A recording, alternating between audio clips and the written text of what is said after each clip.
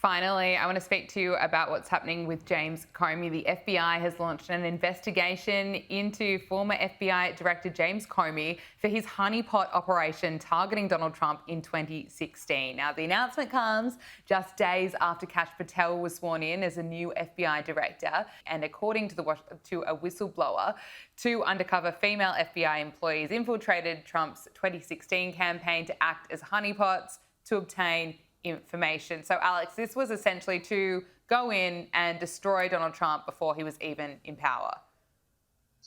Yeah, I mean, when it comes to Russian collusion and all of the lies that the mainstream media, people like Joy Reid and Rachel Maddow spread, you would have thought that he was working in concert with Vladimir Putin to win the 2016 election. Now, obviously, that was proved to be false, but I mean, that's the reality in which they live in, is that they have to, instead of actually winning by merit, they have to lie, cheat, and steal. And Trump went through it the past few years with all of his prosecutions that he's had to go through. So, really and truly, if James Comey, I'm actually very thankful for James Comey, even though he's terrible, did the honeypot investigation, because it was his statement exposing Hillary Clinton's emails that I think was what put Trump over the top. So Comey wasn't doing that to try to help Donald Trump. He was actually doing that to save his job because he knew that these emails are really bad and that this is a serious thing. But imagine if Donald Trump had an private email server and he destroyed, hundreds of thousands of government emails. He would be underneath the jail, not even in it.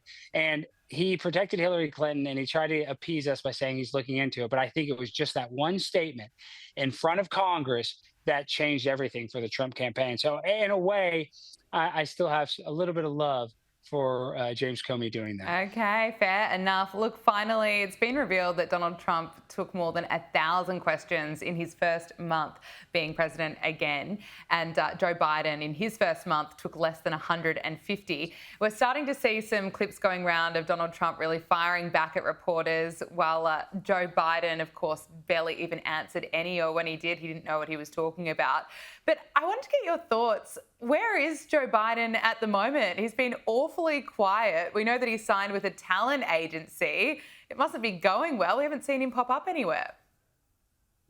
I never would have thought that I'd be on Sky News saying this, but I kind of miss Uncle Old Joe Biden. Now, Kamala Harris, you can go sit in the nosebleeds at the Lakers game, but let's just be real. The last 4 years, Joe Biden has been the president, but he's just been a figurehead. He hasn't been making any decisions. He's probably been the victim of elder abuse, in my opinion, by some of the ways that people have treated him over the past 4 years, making him work hard when he obviously has serious mental decline. The guy deserves to be resting and relaxing and vacationing, not being the figurehead for some sort of weird social engineering that's making our country weaker. So honestly, I miss Joe Biden, not as president, but I miss him as the goofy old guy that always had a funny, mishap on the public stage that, it's not the way Trump entertains us, but it was still entertaining in a different way than Trump does it. Yeah, it was certainly content that we have never seen before, especially from a sitting president. Alex Stein, so great to speak with you. Blue teeth and all, you're still looking great.